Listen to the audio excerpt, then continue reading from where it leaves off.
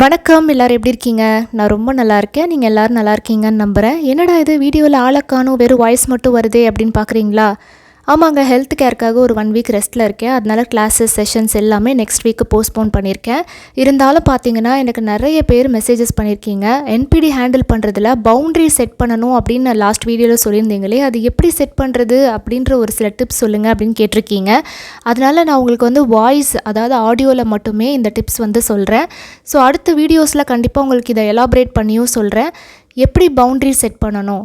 First இந்த narcissistic personality டிஸார்டர்னால் என்ன நம்ம நிறைய வீடியோஸில் பார்த்துட்டோம். இது ஒரு மென்டல் டிஸார்டர்.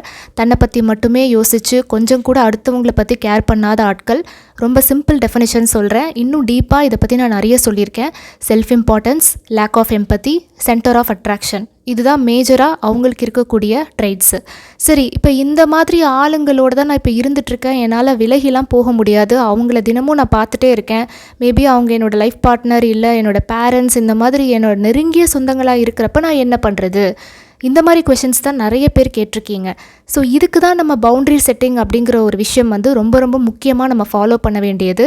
ஏன்னா இவங்களை நம்ம அவாய்ட் பண்ணவும் முடியாது. நம்ம கூடவே இருப்பாங்க, தினமும் அவங்கள பார்க்கணும். ஆனாலும் இவங்க பண்ணுற எல்லாத்தையும் சகிச்சுக்கிட்டு போகவும் முடியல. இவங்களை எப்படி ஹேண்டில் பண்ணுறது அப்படிங்கிற விஷயத்துக்கு தான் பவுண்ட்ரி செட்டிங் கற்றுக்கிறது முக்கியம். அதாவது ஒரு அளவோடு அவங்கக்கிட்ட வச்சுக்கிறது. ரொம்ப ரொம்ப எல்லாத்துலேயுமே நீங்கள் லிமிட்டோடு வச்சுக்கணும். அதுதான் பவுண்ட்ரி செட்டிங். ஸோ இதுக்கு நான் ஒரு 5 டிப்ஸ் சொல்கிறேன். ஃபஸ்ட்டு பார்த்தீங்கன்னா, நீங்கள் சந்தோஷமாக இருக்கிற மாதிரி அவங்க முன்னாடி காமிச்சிக்காதீங்க. ஏன்னா அவங்களுக்கு அது பிடிக்காது. அதை கெடுக்கிறதுக்கு ட்ரை பண்ணுவாங்க. ஸோ முடிஞ்ச வரைக்கும் நீங்கள் ரொம்ப ஹாப்பியாக இண்டிபெண்ட்டாக இருக்கிறீங்க அப்படிங்கிறத காமிச்சிக்காதீங்க. ஆனால் அப்படி தான் இருக்கணும். ஹாப்பியாக இருக்கணும், இண்டிபெண்ட்டாக இருக்கணும், எல்லாமே இருக்குது. பட் ஆனால் அவங்க பார்க்கும்போது மட்டும் நீங்கள் வந்து ரொம்ப ஹாப்பியாக ரெஸ்ட் எடுக்கிற மாதிரியோ இல்லை ஒன்றுமே வேலை செய்யாத மாதிரியோ இருந்தீங்கன்னா, வேணும்னே ஏதாவது வேலை சொல்கிறது, ஏதாவது பிரச்சனையை உண்டு பண்ணுறது, இந்த மாதிரி ஏதாவது பண்ணிகிட்டே இருப்பாங்க. அதனால் கொஞ்சம் அவங்க பார்க்கும்போது மட்டும் ஏதாவது வேலை செய்கிற மாதிரி காமிச்சிக்கோங்க. ஸோ இது ப்ரிட்டன் பண்ணுறது தான். அவங்க முன்னாடி கொஞ்சம் அந்த மாதிரி நீங்கள் வந்து கொஞ்சம் கேர்ஃபுல்லாக ஹேண்டில் பண்ணணும். ஏன்னா ரொம்ப ஹாப்பியாக ஒரு ஃப்ரீயாக ரெஸ்ட் எடுக்கிற மாதிரிலாம் அவங்க பார்த்தாங்கன்னா, அடுத்து உங்களுக்கு ஏதாவது ஒரு வேலை வச்சுருவாங்க. இல்லைனா திரும்ப ஏதாவது ஒரு பிரச்சனையை உண்டு பண்ணி சண்டை போடுறதுக்கு ஆரம்பிப்பாங்க.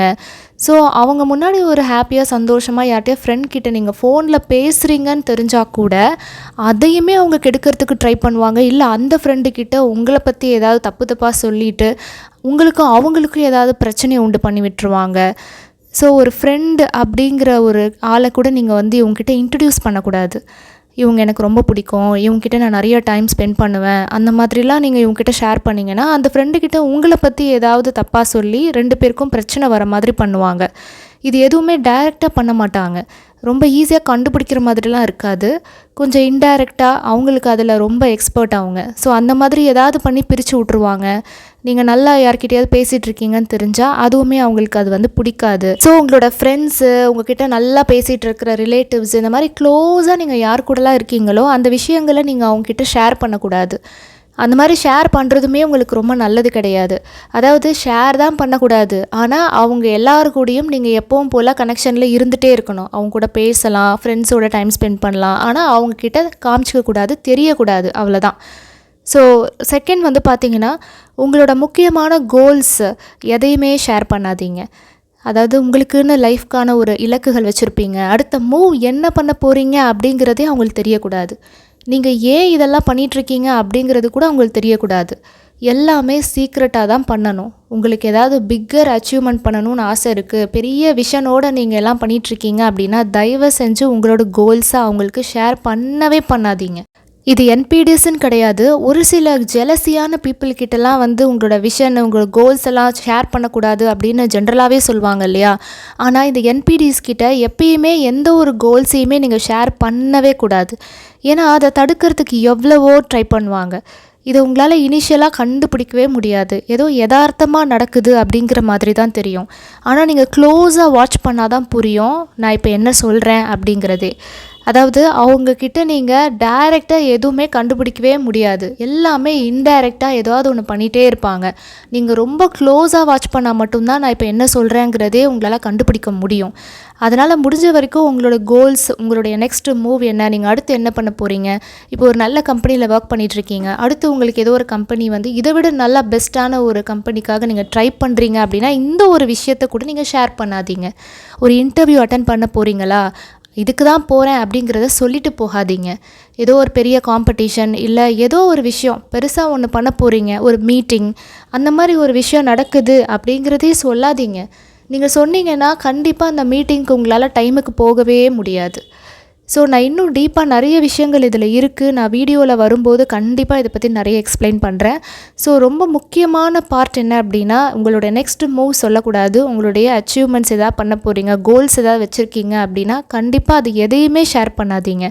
ஏன்னா இது எல்லாமே பார்த்தீங்கன்னா உங்களுக்கு டைரெக்டாக ஒன்றுமே பண்ண மாட்டாங்க, கண்டுபிடிக்கிறது கஷ்டம். பட் நீங்கள் ரொம்ப நாள் இதை வாட்ச் பண்ணிங்கன்னா புரியும், இவங்க தான் இன்டைரக்ட்லி நிறைய விஷயங்கள் கெடுத்திருக்காங்க அப்படிங்கிறது கண்டிப்பாக உங்களுக்கு தெரியும் போது தான் நீங்கள் நிறைய வருத்தப்படுவீங்க. அதனால் முன்னாடியே அதை எதையுமே ஷேர் பண்ணாமல் விட்டுறது நல்லது. இவங்க ஏன் இந்த மாதிரிலாம் பண்ணணும் அப்படின்னு கேட்டிங்கன்னா, ஒன்றும் இல்லைங்க. அவங்களுக்கு எப்போவுமே வந்து இன்னொருத்தவங்க வளர்கிறதோ மற்றவங்க நல்லா புகழடைகிறதோ அவங்களுக்கு சுத்தமாகவே பிடிக்கவே பிடிக்காது. அது அவங்களுக்கு ஒரு பொறாமை எண்ணம் கண்டிப்பாக இருக்கும். உதவி மனப்பான்மை அப்படிங்கிறதே அவங்களுக்கு சுத்தமாகவே இருக்காது. அப்படியே செஞ்சாலுமே 4 பேர் நம்மளை புகழணுங்கிறதுக்காக வேணால் ஏதோ சும்மா அப்படியே எல்லாருக்கிட்டையும் சீன் போடுறதுக்காக பண்ணுவாங்களே தவிர மனசார்ந்து யாருக்கும் எந்த ஒரு உதவியும் செய்ய மாட்டாங்க. அது ஒரு பாயிண்ட்டு. இன்னொன்று பார்த்தீங்கன்னா, ஒருவேளை அவங்கள விட நீங்கள் நல்லா உயர்ந்துட்டீங்க அப்படின்னா அவங்களோட கண்ட்ரோலில் நீங்கள் இருக்க மாட்டீங்க இல்லையா. ஸோ எப்போவுமே நார்சிஸ்ட்டுக்கு வந்து தன்னுடைய கண்ட்ரோலில் வச்சுக்கணும் அப்படிங்கிறது அவங்க எப்போவுமே விரும்பக்கூடிய ஒரு விஷயம். அப்படி இருக்கும்போது நீங்கள் பாட்டுக்கு உங்களோட கோல்ஸ் உண்டு, நீங்கள் உண்டு அப்படின்ற மாதிரி அவங்கக்கிட்ட நீங்கள் காமிச்சிக்கிட்டீங்க அப்படின்னா ஒருவேளை நம்ம கண்ட்ரோலுக்கு இவங்க வரமாட்டாங்களோ அப்படின்னு தெரிஞ்சிடும்ல. அதனால் கண்ட்ரோல் பண்ண முடியாதுங்கிற பயத்தில் கூட உங்களோட கோல்ஸ் எல்லாம் அவங்க அச்சீவ் பண்ண விடாமல் தடுத்துக்கிட்டே இருப்பாங்க. அதனால தான் சொல்கிறேன், நீங்கள் கோல்ஸை அவங்ககிட்ட ஷேர் பண்ணக்கூடாது. நல்ல விஷயங்கள் எதையுமே அவங்ககிட்ட சொல்லிட்டு பண்ணாதீங்க. சக்ஸஸ்ஃபுல் ஆகணும் அப்படின்னு நினச்சிங்கன்னா கொஞ்சம் சீக்ரெட்டாக பண்ணுறதுக்கு ட்ரை பண்ணுங்கள். அடுத்து 3வது ரொம்ப முக்கியங்க. இதை பற்றி நான் நிறைய சொல்லிட்டேன், ஓவர் ஷேரிங் பண்ணாதீங்க அப்படின்னு. ஆனால் திரும்ப திரும்ப இதே விஷயத்த பண்ணிவிட்டு நான் இந்த மாதிரி சொன்னேன், அவங்க என்கிட்ட இப்படி ரியாக்ட் பண்ணிட்டாங்க, இப்படி சண்டை போட்டாங்க அப்படின்னு இன்னமும் என்கிட்ட நிறைய பேர் வந்து மெயில்ஸு மெசேஜஸ் பண்ணிகிட்ருக்கீங்க. ஓவர் ஷேரிங் தயவு செஞ்சு பண்ணாதீங்க. நடக்கிற எல்லாத்தையுமே அவங்கக்கிட்ட சொல்லணும் அப்படின்னு அவசியமே இல்லை. இவங்ககிட்ட நீங்கள் எல்லாத்தையும் சொல்கிறதுனால ஒரு பிரயோஜனமும் இல்லை. ஏன் அப்படின்னா எல்லாத்தையுமே சொல்கிறதுனால ஒரு கட்டத்தில் பார்த்தீங்கன்னா அவங்க அதை ஒரு மாதிரி மேனிப்புலேட் பண்ணி உங்ககிட்ட சண்டை போடுவாங்க. அதனால் எல்லாத்தையுமே ஓவர் ஷேரிங் பண்ணாதீங்க. ரொம்ப லிமிட்டாக வச்சுக்கோங்க கான்வர்சேஷன்ஸை. முடிஞ்ச வரைக்கும் உங்களுடைய உரையாடல்களை சுருக்கி வச்சுக்கிறது ரொம்ப நல்லது. இவங்ககிட்ட எதை சொல்லணுமோ அதை மட்டும் சொல்லுங்கள். எல்லாத்தையும் நடக்கிற வாழ்க்கையில் நடக்கிற விஷயங்கள் எல்லாத்தையும் இவங்ககிட்ட சொல்லணும் அப்படின்ற அவசியம் இல்லை. ஸோ முடிஞ்ச வரைக்கும் ஓவர் ஷேரிங் ஹேபிட்ஸை வந்து குறைச்சிருங்க. அடுத்து 4வது ரொம்ப ரொம்ப முக்கியமான ஒரு குறிப்புங்க. Don't share your savings. நீங்கள் எவ்வளோ பணம் வச்சுருக்கீங்க அப்படிங்கிறத அவங்ககிட்ட சொல்லாதீங்க. இதையும் நான் நிறைய வீடியோஸில் சொல்லிட்டேன். இன்னமும் நிறைய பேர் வந்து நான் இந்த மாதிரி சொன்னதுக்கப்புறமா நிறைய செலவு வச்சுட்டாங்க அப்படின்ற கம்ப்ளைண்ட் வந்து சொல்லிகிட்ருக்கீங்க. அதாவது உங்கள் சேலரி, ஏர்னிங்ஸு, இந்த மாதிரி நீங்கள் பண்ணுற சேவிங்ஸு இதெல்லாம் சொல்லவே சொல்லக்கூடாது. தெரிஞ்சிச்சுன்னு வச்சுக்கோங்களேன், உடனே மயக்கம் போடுற மாதிரி ஒரு சீனை போட்டு அந்த ஊர்லேயே நல்லா பணம் கறக்கிற ஒரு காஸ்ட்லி ஹாஸ்பிட்டலாக போய் படுத்துக்கிட்டு 4 நாளைக்கு சும்மாவே ட்ரிப்ஸ் ஏறிக்கிட்டே இருக்கும். டாக்டர்ஸே அட ஒன்றும் இல்லைம்மா நீ வீட்டுக்கு போகலாம் அப்படின்னு சொன்னால் கூட அட இல்லை டாக்டரே எனக்கு கண்டிப்பாக முடியல, நான் இங்கே படுத்துட்டு தான் இருப்பேன் அப்படின்னு ஒரு சீனை க்ரியேட் பண்ணி டாக்டர் வெளியில் போனதும் நெட்ஃப்ளிக்ஸில் படம் பார்த்துட்ருப்பாங்க. உங்களுடைய பணம் எல்லாம் வேஸ்ட்டாக தான் போகும். இது ஒரு எக்ஸாம்பிளுக்காக சொல்கிறேன். இந்த மாதிரி எந்தெந்த வழிகளில் பணத்தை வேஸ்ட் பண்ணலாமோ அந்த மாதிரி பண்ணுவாங்க. இதை எப்படி உங்களால் கம்ப்ளைண்ட் பண்ண முடியும்னு யோசிச்சு பாருங்கள். அவங்க உடம்பு சரியில்லைன்னு சொல்கிறாங்க, ட்ரீட்மெண்ட் பார்க்கணுன்னு சொல்கிறாங்க. இந்த இடத்துல நீங்கள் வந்து இல்லை நீ நல்லா தான் இருக்க அப்படின்னு அந்த இடத்துல சொல்லவும் முடியாது. ஸோ அந்த மாதிரி தான் இருக்கும், உங்களால் கண்டுபிடிக்கவே முடியாது. ஸோ எப்படி அவங்க வேஸ்ட் பண்ணுறாங்க அப்படிங்கிறத நீங்கள் க்ளோஸாக பார்க்கும்போது உங்களுக்கு புரியும். ஆனால் இதை வெளி உலகத்துக்கு சொல்லவும் முடியாது. இவங்களுக்கு செலவு பண்ணாமல் உங்களால் இருக்கவும் முடியாது. ஸோ ஒரு இக்கட்டான சூழ்நிலையை க்ரியேட் பண்ணுவாங்க.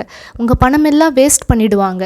அதனால தான் சொல்கிறேன், உங்களுடைய பணம், சேலரி, ஏர்னிங்ஸ், சேவிங்ஸ் இதெல்லாம் எதையுமே சொல்லாதீங்க. இது வந்து உங்ககிட்ட டைரெக்டாக எனக்கு இதுதான் வேணும் அப்படின்னு ஓப்பனாக கேட்கவும் மாட்டாங்க. எல்லாமே இன்டைரக்டாக எதையாவது ஒன்று சொல்லிட்டு இருப்பாங்க. அது உங்களுக்கு நம்பவும் முடியாது. ஒரு வேளை இவங்க சொல்கிறதுக்கு சரிதானோ அப்படின்ற மாதிரி நீங்களே அப்படி யோசிக்க ஆரம்பிச்சிருவீங்க. சரி, எதுக்கு சந்தேகப்பட்டுக்கிட்டு எல்லா நேரமும் எல்லாரையும் சந்தேகப்பட முடியுமா அப்படின்னு ஒரு கட்டத்தில் நீங்களும் அவங்கள போக்கில் அப்படியே போக ஆரம்பிச்சிருவீங்க. கடைசியில் பார்த்தீங்கன்னா உங்கள் சேவிங்ஸ் எல்லாமே கரைஞ்சு போயிடும். அதுக்கப்புறம் தான் நீங்கள் யோசிப்பீங்க, ஐயோ நம்ம ஏமாந்துட்டோம் அப்படின்னு. ஸோ எல்லாமே இன்டைரக்டாக ஒரு மாதிரி உங்களோட பணம் எல்லாம் காணாமல் போயிட்டே இருக்கும். இன்னும் ஓப்பனாக சொல்லணும் அப்படின்னு பார்த்தீங்கன்னா, நீங்கள் நல்லா வாங்கி கொடுக்குற விஷயங்களை எதையுமே யார்கிட்டையும் ஷேர் பண்ணவே மாட்டாங்க சந்தோஷமாக. எனக்கு இந்த மாதிரி இவங்க வாங்கி கொடுத்தாங்க, நான் ரொம்ப ஹாப்பியாக இருக்கேன், நான் கிரேட்ஃபுல்லாக இருக்கேன் அப்படிலாம் ஒரு வேர்ட்ஸ் கூட அவங்க வாயிலிருந்து வரவே வராது. ஸோ எல்லாமே ஹைட் பண்ணிக்குவாங்க. நீங்கள் பண்ணுற நல்ல விஷயங்கள் எல்லாத்தையுமே அப்படியே மறைச்சி ஒளிச்சு வச்சுக்குவாங்க. என்னைக்காவது உங்களை பற்றி ப்ளேம் பண்ணும்போது இந்த எவிடன்சஸ் எல்லாமே அவங்களுக்கு அகென்ஸ்டாக மாறிடக்கூடாதுங்கிறதுனால தான் இந்த மாதிரி நல்ல விஷயங்கள் எல்லாத்தையும் மறைச்சிருவாங்க. அடுத்த 5வது முக்கியமான பாயிண்ட், டோன்ட் ரியாக்ட். சும்மா எதையாவது அவங்க சொல்லிட்டு தான் இருப்பாங்க. நீங்கள் வந்து அதுக்கெலாம் ரியாக்ட் பண்ணிட்டே இருக்கக்கூடாது. ரியாக்ட் பண்ணுறதுனா என்னென்னா, கோவப்படுறது, டென்ஷன் ஆகிறது, அவங்க சொல்கிறதுக்கு தலையசைக்கிறது, ஆமான்னு சொல்கிறது, இல்லை ஏதோ ஒரு சம்திங் அவங்களுக்கு வந்து ஒரு ஃபியூவல் சப்ளையாக இருக்குல்ல. ஃபியூவல் சப்ளைனா என்னென்னா, அவங்க வந்து தன்னை ஒரு பெரிய ஆள் மாதிரி நினச்சிக்கிறது, நீங்கள் வந்து அவங்க கண்ட்ரோலில் இருக்கிற மாதிரி உணர வைக்கிறது, இதெல்லாம் தான் ஃபியூவல் சப்ளை. ஸோ எப்படி அவங்க ஃபியூவல் சப்ளை கொடுக்கலாம்? இப்படி நீங்கள் வந்து ஆமான்னு சொல்கிறது, தலையசைக்கிறது, ஐயோ அப்படின்னு ரியாக்ட் பண்ணுறது, இல்லை கோவப்படுறது, உங்கள் முகத்தை நீங்கள் மாற்றி வச்சுக்கிறது, இதெல்லாம் பார்த்திங்கன்னா அவங்களுக்கு ஃபியூவல் சப்ளை. ஸோ அதுக்காக தானே எல்லாமே பண்ணுறது. ட்ரிகர் பண்ணுறது எதுக்காக? நீங்கள் வந்து அப்படியே டென்ஷன் ஆகணும், நீங்கள் பதறணும் அப்படிங்கிறது தான். ஸோ இதுதான் பார்த்திங்கன்னா அவங்களுக்கு நீங்கள் கொடுக்குற ஃபியூவல் சப்ளை. இதுக்கு தான் அவங்க ரொம்ப ஆசைப்படுறாங்க. உங்களை ட்ரிகர் பண்ணுறது எதுக்காக? நீங்கள் டென்ஷன் ஆகணும், கோவப்படணும் அப்படிங்கிறது தானே. ஸோ அதெல்லாம் நீங்கள் பண்ணுனா அவங்களுக்கு சந்தோஷமாக இருக்குது இல்லையா, அதுக்கு பேர் தான் ஃபியூவல் சப்ளை. ஸோ இதெல்லாம் நீங்கள் கட் பண்ணணும், கொடுக்கக்கூடாது. நீங்கள் என்ன தான் பண்ணட்டும், நீங்கள் ரியாக்டே பண்ணாமல் இருந்தீங்க அப்படின்னா இது வேலைக்காகாது அப்படின்னு சொல்லிட்டு அவங்க வேறு யாருக்கிட்டையாவது போயிடுவாங்க. அதனால் அந்த ஃபியூவல் சப்ளையே நீங்கள் கொடுக்கவே கூடாது, கட் பண்ணிடணும். ஸோ இந்த நார்சஸ் பீப்புளோட வாழக்கூடிய மனிதர்களுக்கு இவங்களை விட்டு போகவும் முடியல, என்னால் இவங்க கூட இருக்கவும் முடியல, இவங்க கூடவே இருக்கணும், தினமும் நான் பார்த்துட்ருக்கேன், ஆனாலும் என்னன்னா பத்திரமா பார்த்துக்கணும், பவுண்ட்ரி செட் பண்ணணும் அப்படிங்கிறவங்களுக்கு இந்த குறிப்புகள் கண்டிப்பாக பயனுள்ளதாக இருக்கும். இந்த மாதிரி இன்னும் நிறைய விஷயங்கள் கண்டிப்பாக நான் உங்களுக்கு ஃப்யூச்சரில் ஷேர் பண்ணுறேன். இந்த பதிவு உங்களுக்கு பயனுள்ளதாக இருந்திருக்கும் அப்படின்னு நினைக்கிறேன். மீண்டும் இதே போல் ஒரு நல்ல பதிவில் உங்கள் எல்லாரையும் சந்திக்கிறேன். நன்றி, வாழ்க வளமுடன்.